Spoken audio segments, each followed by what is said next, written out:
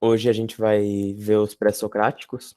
É uma continuação da aula passada que a gente viu Tales de Mileto. Ele foi o primeiro filósofo e o primeiro pré-socrático. E hoje a gente vai estudar o Heráclito e o Parmênides. Esses dois, eles sempre andam juntos, na verdade. Eles sempre andam juntos porque eles são bem contraditórios. Então, quando tiver um exercício no vestibular, vai provavelmente ser dos dois. Primeiro, o que são os pré-socráticos, né? Tipo, é estranho a gente pensar que eles são os primeiros filósofos, mas quem é o patrono da filosofia é o Sócrates. E Sócrates, se você for ver, ele foi tão importante que ele é tipo um divisor de águas, né? Olha o jeito que eles são nomeados, pré-socráticos. Os pré-socráticos, eles se caracterizavam... Oi? Alguém falou alguma Rapidinho, coisa? você vai liberar depois dos slide? Vou sim, vou Ah, sim. tá bom, obrigada. Imagina. Os pré-socráticos, eles eram os primeiros filósofos, só que, como eu falei, o patrono da filosofia é o Sócrates. E eles se caracterizavam por ter um pensamento parecido. Todos eles estudavam a natureza, que é conhecida como physis. Se vocês verem physis é natureza, entenda por natureza. E todos eles queriam saber a origem do mundo, que é a arqué. E por que Sócrates foi o patrono da filosofia? Porque ele pegou essa ideia que eles estavam querendo achar a origem do mundo, e ele falou, tipo, logo de cara assim, não. A gente tem que primeiro entender nós mesmos para depois entender a origem do mundo. Isso é bastante influenciado pelo Parmênides, que é o segundo que a gente vai ver hoje. Então, como eu falei na primeira aula, na aula passada, digo, tem o Tales de Mileto. Ele falava que tudo vinha da água, e ele não estava completamente errado, mas, tipo, faz sentido, mas não muito. E depois dele veio o Anaximandro. Eu nem precisa falar muito dele, porque esses nomes também tipo, é mancada, né? Tem que decorar nome. Ainda mais que o próximo dele também tem um nome muito parecido. Mas o Anaximandro, ele falava que o elemento primordial que deu origem a tudo era o apeiron.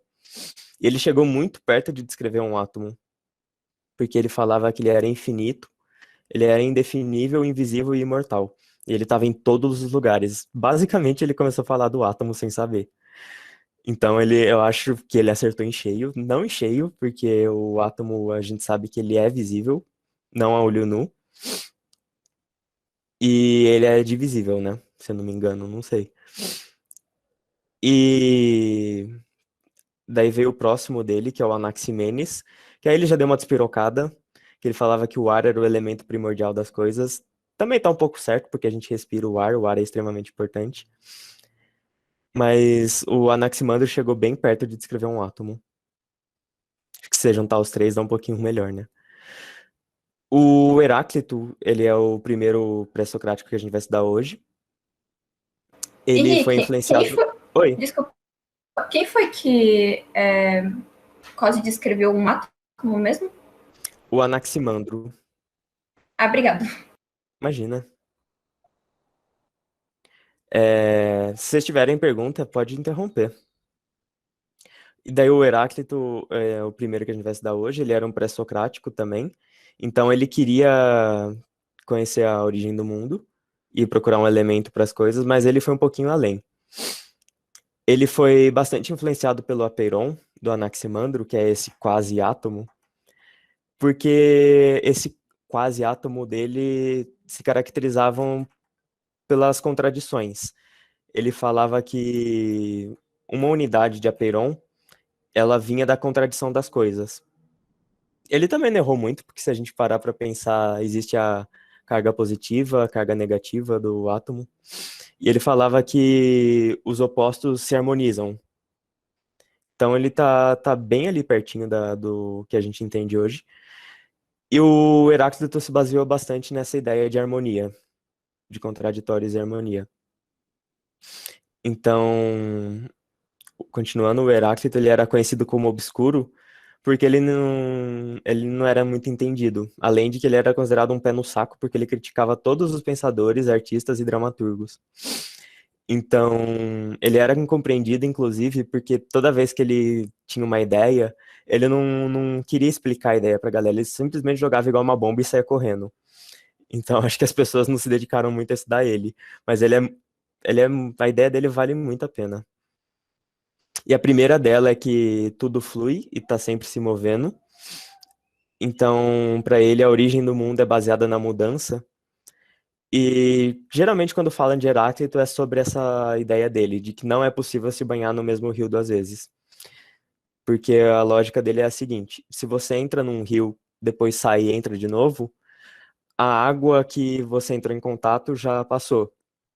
E você também não é você também é outra pessoa. Porque lembra quando eu falei de contexto histórico, que era extremamente importante para o nascimento da filosofia ter o calendário? Eles podiam refletir mais sobre o tempo e o Heráclito foi o primeiro a fazer isso. Ele começou a ter umas ideias sobre passado e para ele passado não existia, só na nossa cabeça. Então, quando você entrava num rio e saía dele e entrava de novo, você não era a mesma pessoa porque aquela pessoa que entrou pela primeira vez está no passado e passado não existe. Então, para ele tudo é mudança. A origem do mundo se baseia na mudança e mudança porque existe uma harmonia na mudança. As coisas não mudam à toa, pela ideia dele. E essa harmonia, ela vem justamente dos opostos. Aí que vem aquela influência do Apeiron, do Anaximandro. Basicamente, o que ele fala é que as coisas se alternam entre ciclos. Tipo, a vida, ela passa a ser morte, o dia passa a ser noite, quente passa a ser frio, a angústia passa a ser felicidade, e a nossa vida é sempre altos e baixos. Então, fazendo tipo uma média da aritmética, não sei, das coisas, a gente encontra uma harmonia. Essa era a ideia do Heráclito. E ele dizia que a importância disso era sempre que ela constitui a nossa identidade. Então, imagina que as coisas sempre. Nós somos seres muito contraditórios. Imagina que se a gente fosse extremamente estático e nunca mudasse, a gente não ia ter uma identidade formada, porque tudo aquilo que a gente fez no passado forma o que a gente é hoje. E então a gente teve mudanças do nosso passado para hoje.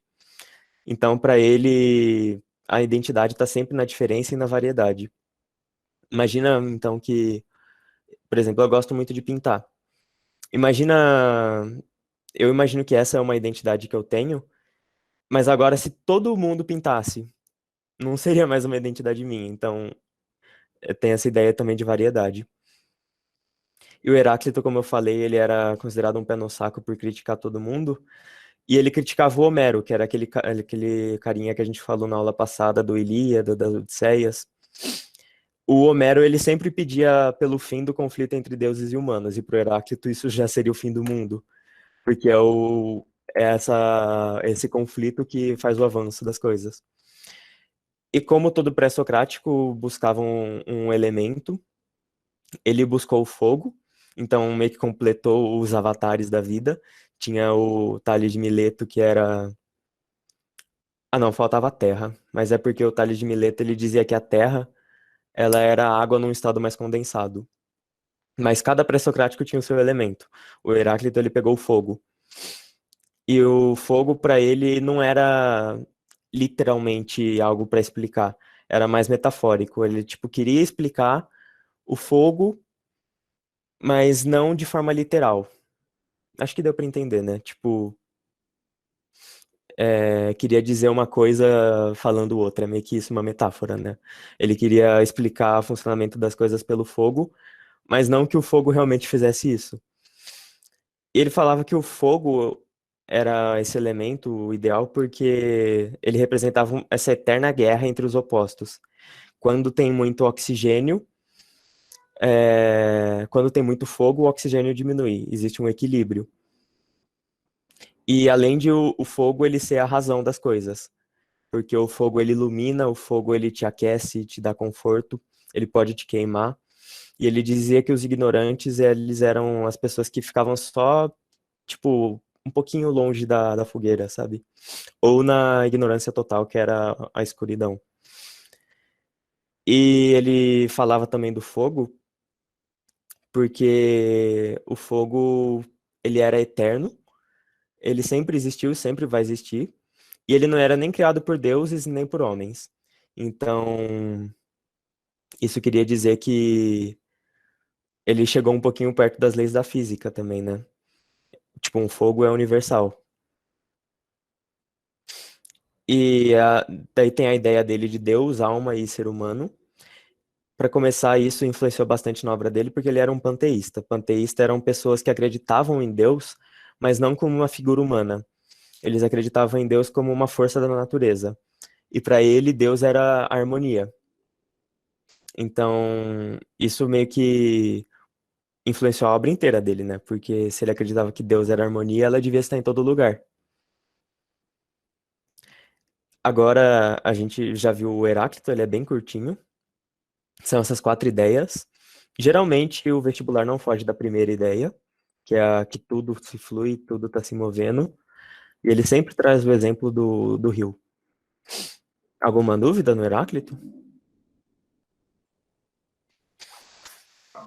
Não.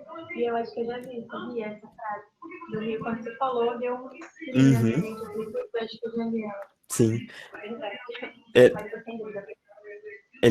essa frase é bem famosa dele. Eu já vi em algum lugar, não sei se tem visto. Uhum. Professor, Oi?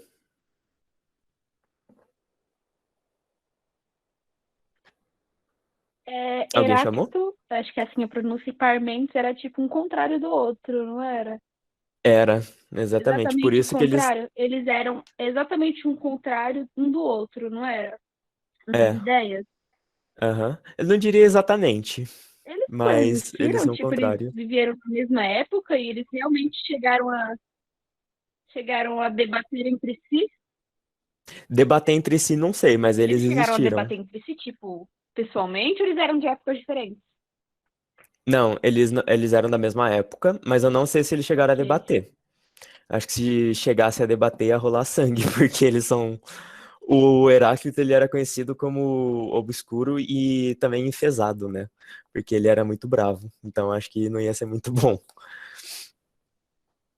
E é meio doido, né? Que a ideia do Heráclito é que os contrários causam harmonia. E é logo em seguida a gente já estuda o contrário do Heráclito, que é o Parmênides. Eu acho que se a gente pegar um pouquinho da ideia dos dois, a gente consegue criar um pensamento legal. Porque eu não sei pra vocês, mas o pensamento do Heráclito pra mim faz muito sentido em tudo na nossa vida.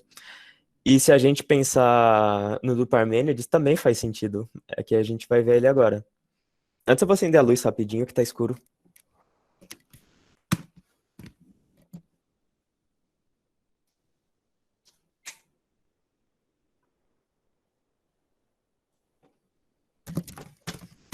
Voltei. Bom, o Parmênides como... Professor, Oi? desculpa, o Juan, ele tinha feito uma pergunta antes, mas acho que o senhor acabou não vendo.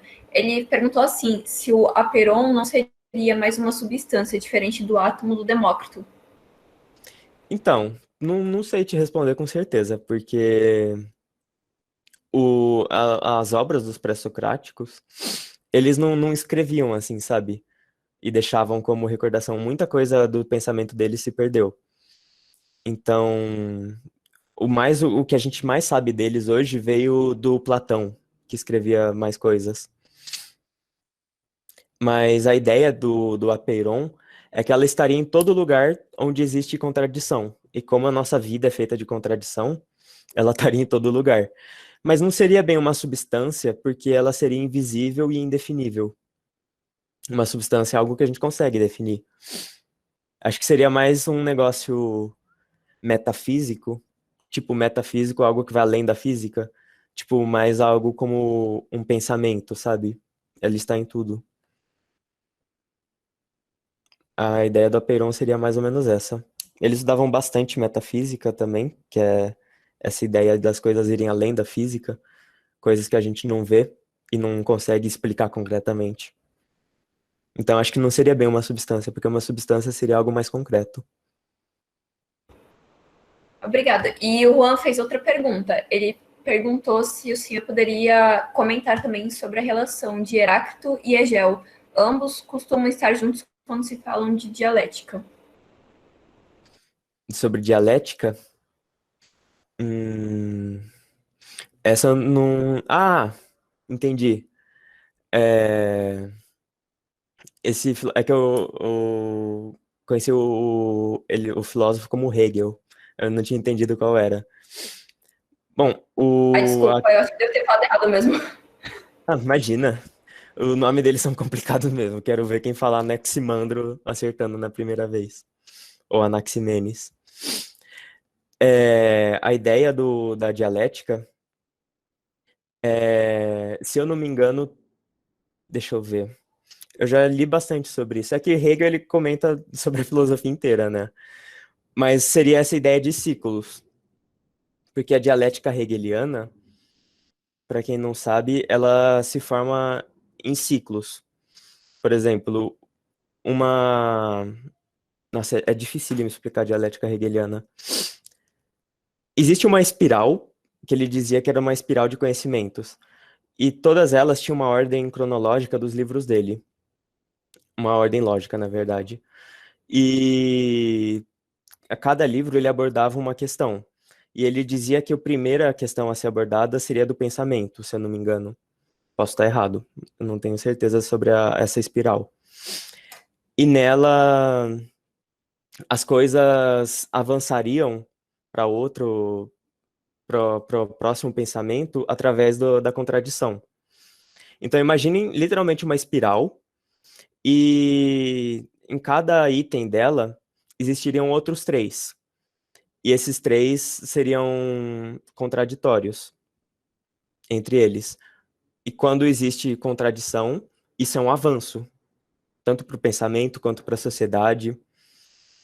Então, toda a ordem que o Hegel fez na espiral, ela é para seguir as contradições para ir saltando de item em item.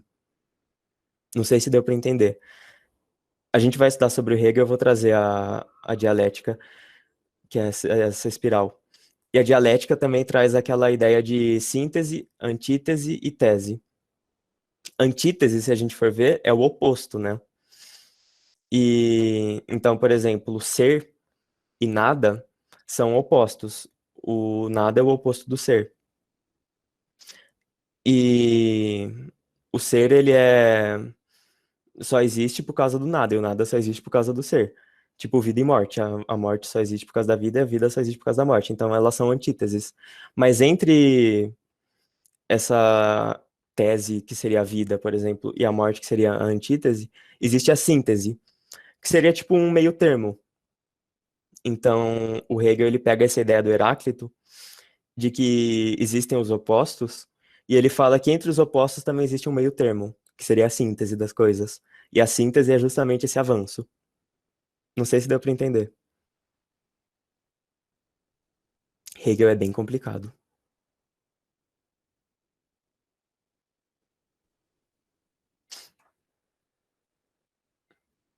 Deu para entender? Então, a gente vai estudar melhor o Hegel. Então, como vocês já perceberam, o Parmênides ele é o oposto do Heráclito, porque ele acreditava que a origem de tudo estaria na imobilidade. E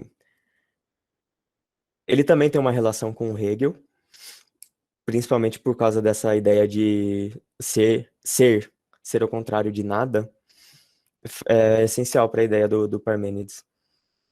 Ele fala, se a gente pensa na filosofia inteira, a gente acaba vendo que as coisas são mutáveis, a ideia do Heráclito mostra que tudo é fluido, mas não para o Parmênides. Porque quando eu falei que existia esses estudiosos, eles davam muita metafísica, esse negócio que vai além do físico, tipo o pensamento, o Parmênides acreditava que existia um outro mundo. A cada vez que você pensa em um negócio, existe essa coisa passa a existir. Nem que seja, tipo, apenas na nossa ideia. Por exemplo, quando você pensa, sei lá, em Santos existe. Quando eu penso no meu computador, ele existe. Mas quando eu penso no Saci Pererê, já que a gente falou da Cidade Invisível, pode ser que ele exista. Não sei. Não tô negando a existência dele. Mas a partir do momento que eu falo que... Peraí que entrou gente. Quando eu falo que o Saci Pererê existe, agora ele existe na minha mente. E então, para o Parmênides, tudo que a gente cria com a nossa mente forma um mundo. E é um mundo perfeito e imutável. E aqui ele influenciou muito Platão na ideia de existem dois mundos, né? O mundo sensível, que ele é imperfeito, e o mundo das ideias, que é esse mundo perfeito. Platão falava a mesma coisa. E todos eles influenciaram muito a psicologia. Tudo isso faz muito sentido para a psicologia, porque muitas vezes a gente acaba vendo que as coisas elas não são não, elas não são fluidas. Era sempre aquilo, mas a gente chegou de outra maneira. Essa ideia vem do Parmênides.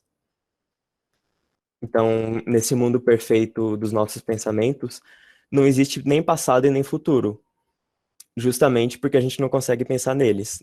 Então, no nosso pensamento também não existe passado e futuro. Agora, um exercício mental. Tentem pensar no passado. E depois a gente pode, sei lá, falar o que a gente enxerga. Desculpa, professora, é que deu uma travada. Você pode repetir o que você disse? Em qual parte? Não, você tinha dito agora parem para pensar e travou. Ah, sim. Bom, voltando um pouquinho, então. O Parmênides, ele influenciou muito a psicologia, né? Como a gente pode ver, a gente vai estar sempre falando de pensamento. E para ele não existia nem passado e nem futuro. E isso é uma visão que a gente tem bastante em psicologia também. Se a gente tentar pensar no passado, primeiro vamos tentar.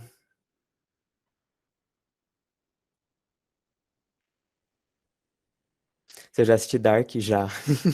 Não terminei. Mas Dark é bem pesado pra dar um nó na cabeça. Ele traz bastante nessa questão de passado e futuro. Mas basicamente o que o Parmênides falava é que toda vez que a gente tenta pensar no passado, ou a gente vai pensar numa memória e vai, sei lá, conseguir enxergar a memória, alguma coisa que a gente viveu e gosta, ou a gente vai tentar pensar no conceito do passado, mas nada disso é o passado.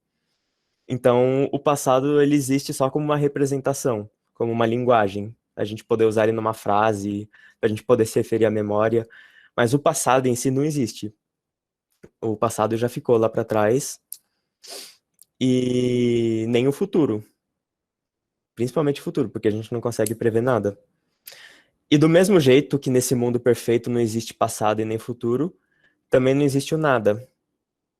E se a gente tentar pensar no nada, provavelmente você vai pensar num quarto escuro, ou num quarto inteiro branco, ou num fluxo de pensamento que você não consegue definir nada.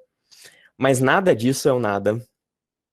Do mesmo jeito que o nada, ele só pode ser usado como linguagem, igual eu falei agora, nada disso é o nada.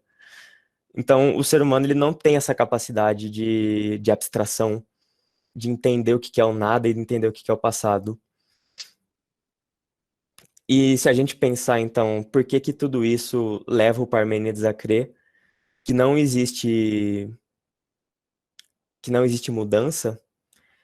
Se a gente parar para pensar o que que é uma mudança, ela é algo que era, mas deixou de ser. E se esse deixou de ser, ele não existe mais, ele é o nada. E o nada, por sua vez, também não existe. Então, não tem um espaço, por exemplo, eu, Henrique, quando morava em Santos, antes da pandemia, eu tinha uma banda. Eu gostava muito de tocar com os meus amigos. E agora, esse Henrique guitarrista, ele não convive mais com esse Henrique professor. Porque eu era e deixei de ser. Então, aquele eu não existe mais. Então, houve uma mudança do que era o Henrique guitarrista para o Henrique professor. Mas se a gente pensar que a mudança ela é justamente essa ponte, imaginem, tipo, literalmente uma ponte. Aqui tá a mudança, é o meu braço, e ela é erguida por dois pilares, que é o ser e o nada. Se o nada não existe e ele cai, essa ponte também cai.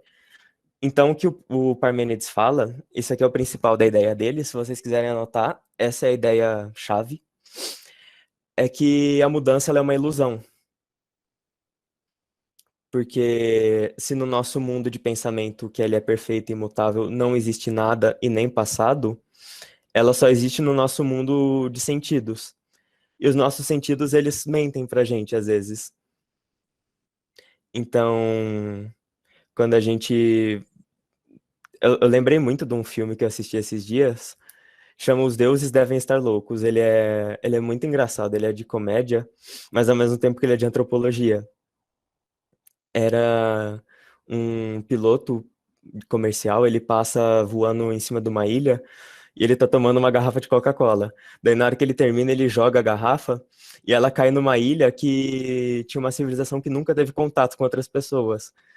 E aí eles estão andando na praia e acham essa garrafa de Coca-Cola. E eles acham que é um presente dos deuses. Daí eles começam a criar teorias sobre. E alguns deles acham que aquilo era amaldiçoado. É muito engraçado esse filme. E por que que eu tô falando isso? Porque a percepção que eles tinham da garrafa de Coca-Cola, que era algo que eles nunca viram, era de que ela era do mal. Mas isso era apenas uma ilusão do sentido deles. Dizem também que quando os portugueses chegaram para invadir nosso país, os índios eles olharam para o horizonte e eles viram a caravela, mas eles não conseguiam registrar a caravela, porque era algo tão novo para eles que eles acharam que aquilo era parte da paisagem. Então, literalmente, nossos sentidos mentem. E é isso que o Parmênides quer dizer. Quando a gente pensa que teve uma mudança, na verdade ela foi uma ilusão. Porque se a mudança ela é algo que era e deixou de ser, não vai existir nem o nada e nem o passado. Então, a mudança por si só já é uma ilusão. Se a gente pensar em exemplos para ficar mais fácil, se vocês pegarem na ciência, na biologia mais específico, a ideia do... Como chamava lá o carinha lá da girafa, do pescoço grande, que ela subia? Sem ser o Darwin. Calma, tô pensando. Nossa, não O Lamarck? Isso, Lamarck. Lamarck. Esse mesmo. Mas aula de filosofia. É, não é biologia aqui, não. Isso aí vocês vê lá com o Léo. É com o Léo, é verdade. O Lamarck, ele tinha a ideia, e ela era aceita na época, de que a girafa tinha um pescoção. Oi? Você cortou o cabelo. Cortei. A girafa, ela tinha o pescoção justamente porque ela usava muito o pescoço. Então ele alongou. Mas aí chegou o Darwin e botou o pau na mesa e falou que não. Que existia todo um filtro, né, uma seleção natural, que a girafinha com o pescoço pequeno morria e a girafona com o pescoço grande sobrevivia. Então houve essa refutação, né, literalmente. Então a ciência mudou de algo que era lamarquista para darwinista. Mas sempre foi o correto a ideia do Darwin. Mas pode ser que alguém refute de novo. Então, isso quer dizer que a ideia do Lamarck, ela era uma ilusão. A gente acreditava que aquilo era o real, mas no caso, não era. Então, a mudança, ela pode existir, mas ela é uma ilusão. Não sei se deu para entender. Vocês conseguiram pegar? Senão eu explico de novo.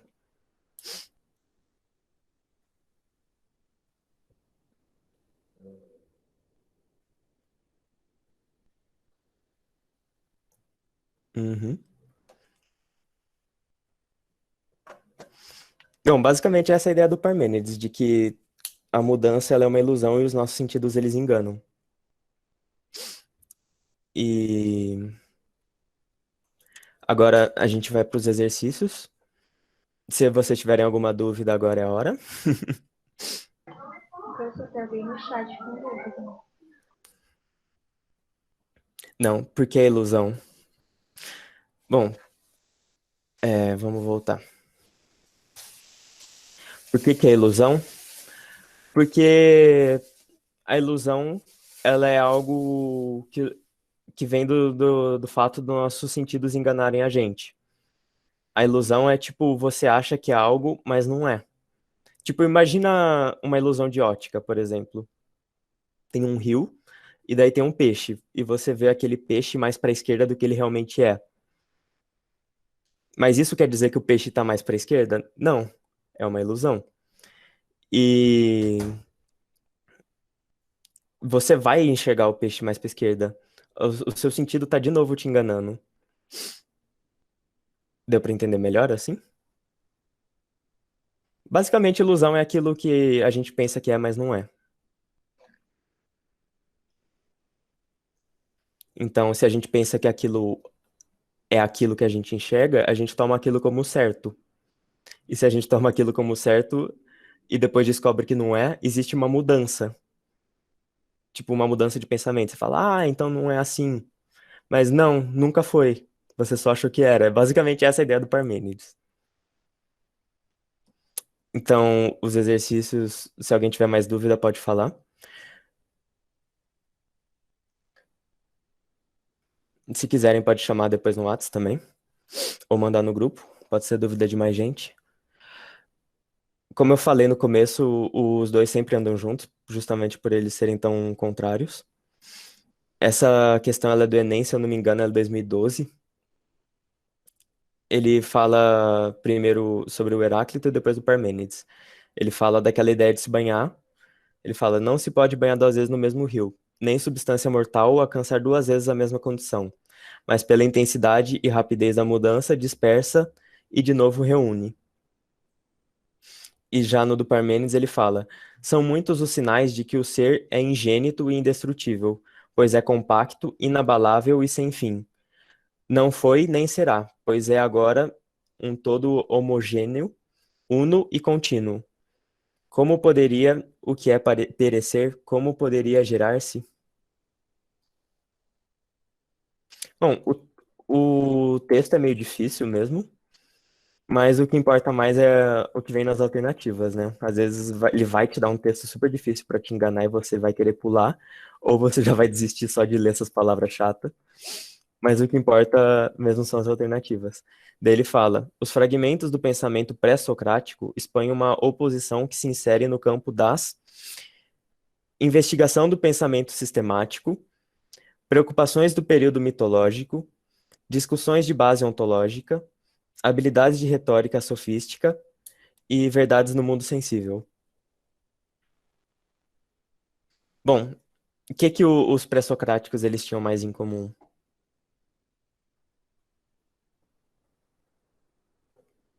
Para mim é a C, porque eles falam bastante sobre a natureza. Uhum. Pera, a C? Sim, não é? Deixa eu ver. É porque ontológica, ela não necessariamente quer dizer natureza. Ela quer dizer referente ao homem, né? Eu acho que Uhum. não seria E, porque tem a ver com o mundo das ideias e ser um mundo sensível.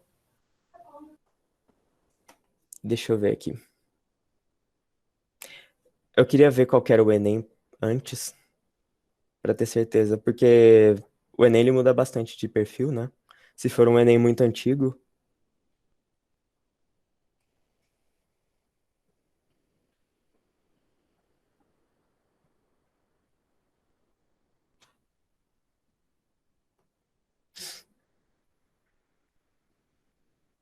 ontológico é Heidegger. É. Heidegger também é bem complicado.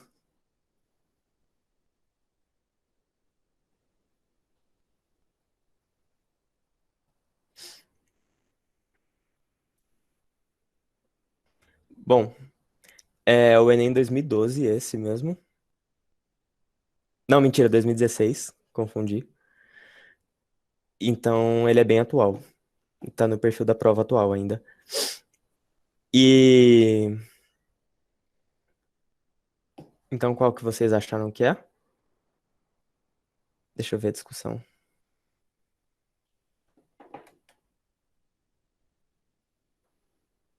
Bom, C, D, C, D. Vou na EB.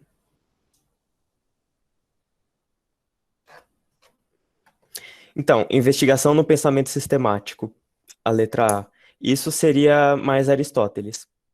Aristóteles traz a ideia de pensamento sistemático. Ele gosta de organizar as coisas por caixinha. B seria a preocupação do período mitológico. Não, isso seria exatamente o oposto. Como a gente falou na aula passada, a filosofia vem da cisão com a mitologia. Discussões de base ontológica. Base ontológica seria voltada para a existência do ser humano.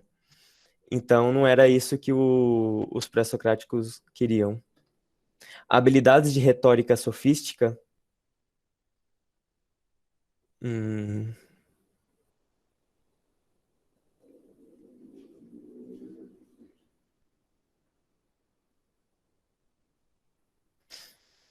é, habilidade de retórica sofística também não, porque o sofista a gente ainda não viu, a gente vai ver com o Sócrates, mas eles não eram muito bem vistos, porque eles queriam enganar as pessoas a acreditarem por qualquer razão no que eles estão falando.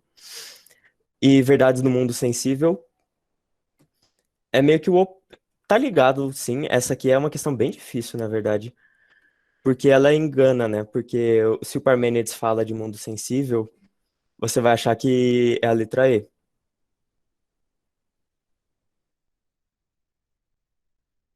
Mas se você pensar que só o Parmênides falava de mundo sensível e não o Heráclito, não Tales de Mileto, não Anaximandro, é, não, você descarta essa. Então, descartando a A, porque esse pensamento sistemático é a do Aristóteles. Descartando a B, porque a filosofia ela veio da cisão com a mitologia. A letra D, a gente descarta também porque os sofistas eles queriam mais ensinar a arte de enganar as pessoas, basicamente isso, tipo coach. E a... Tô brincando, se alguém gosta de coach, eu respeito. Eu não gosto, mas eu respeito. A E são as verdades do mundo sensível.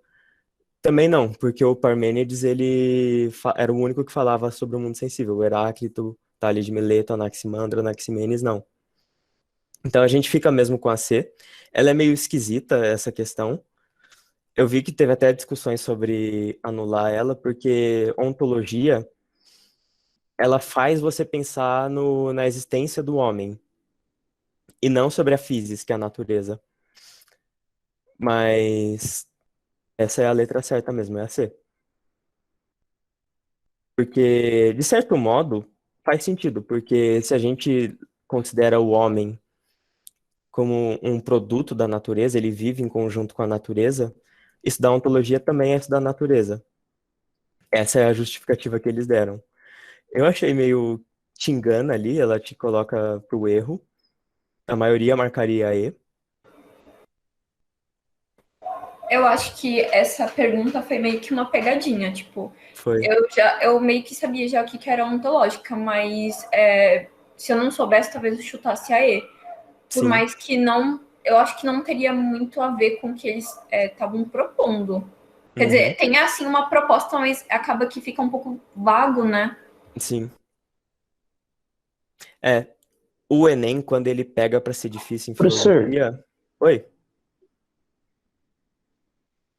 eu ainda não entendi qual é essa tal oposição que a questão pede.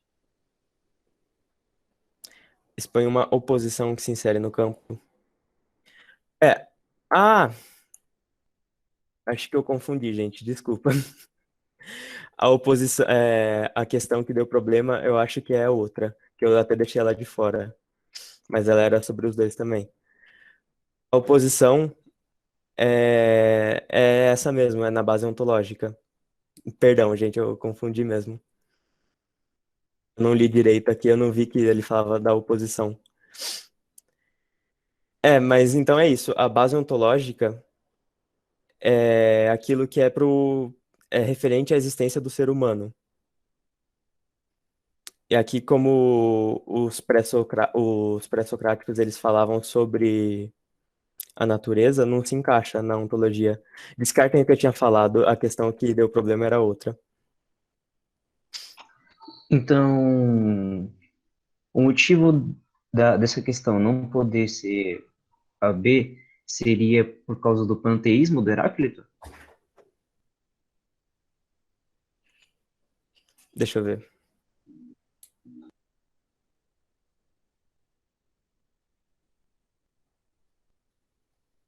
Preocupações do período mitológico. De certo modo, não.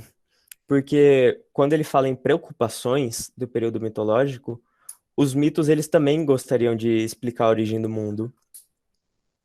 Então, lembra quando a gente falou sobre o Tales de Mileto? A importância dele foi falar sobre o mesmo assunto dos mitos com outra linguagem? Então, os pré-socráticos, eles têm a mesma preocupação dos mitos, que é explicar a origem do mundo, só que de uma forma mais racional.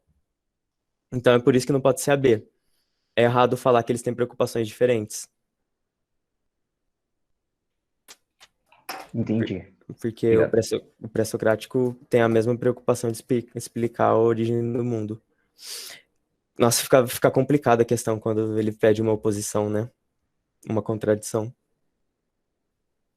Muito. Mas o que eu ia falar também é que o Enem, ele, quando ele quer pegar pesado em filosofia, ele apela para vocabulário. Então, por exemplo, se você não sabe o que é uma base ontológica, você provavelmente chutaria E. Mas vocês estão ligados, né, como funciona o TRI? Professor, Acho que é isso o nome. Oi? eu não sei o que é antologia. Você pode me explicar? Ah, sim. Ontologia é aquilo que se refere a querer entender a existência do homem. Seria tipo entender as angústias, entender. É que se eu falar mundanidade vai ficar complicado, mas é querer entender a mundanidade do homem. É tipo entender onde é que ele está inserido, sabe? Tipo, você, quando nasce, você é lançada no mundo. Isso é uma ideia do Heidegger, que acho que o Juan falou. É... E o Heidegger é uma pessoa que influenciou muito a ontologia. Então é essa ideia de que você nasce e é lançado no mundo. É você querer entender as angústias e a existência do ser humano. Isso é a ontologia. Deu para entender? Eu acho que ficou meio confuso essa questão quando ele fala em oposição. Porque se a gente pensar que os pré-socráticos eles queriam estudar só a natureza, e ele pede aqui uma oposição, seria ser justamente pela ontologia não querer estudar a natureza. A ontologia ela quer estudar o ser humano. Deu para entender agora?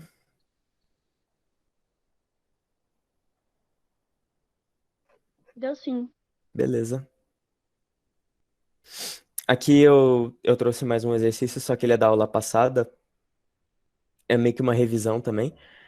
Mas é porque eu dei uma olhada na última prova do Enem e eu vi que caiu em relação ao tema que a gente estudou.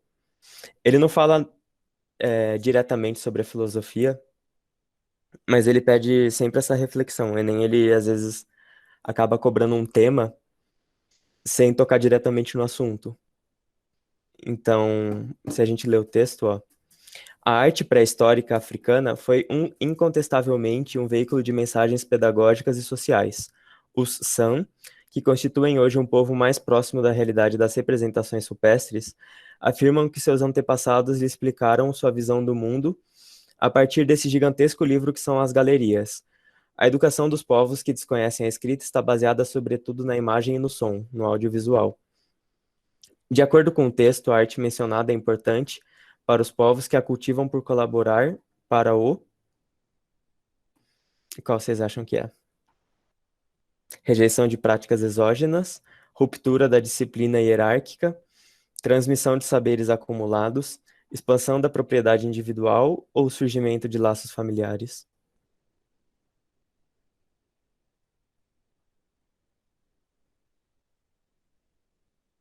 Eu acho que é a C de novo. transmissão dos saberes acumulados? Exatamente.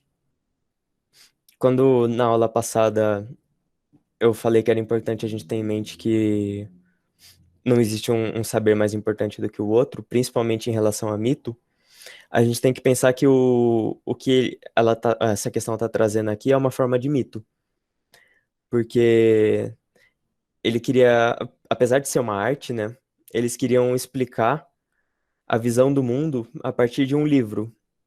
Mas não era um livro escrito, era um livro audiovisual. Da mesma maneira que um mito, ele não é algo escrito. Ele também é audiovisual. Existem teatros, as pessoas falavam. E a intenção dos dois, tanto da arte quanto dos mitos, é trazer uma transmissão de saberes. Por isso a gente não pode falar que a filosofia ela é mais importante do que a mitologia. Justamente porque nenhum saber é mais importante do que o outro, porque todos são saberes. Então, toda vez que ele falar de mito ou arte, levem para esse lado, saibam que eles transmitem saberes. Bom, gente, é isso a aula de hoje. Acho que deu bem em cima do tempo. Espero que tenham entendido. O Parmênides ele é meio confuso.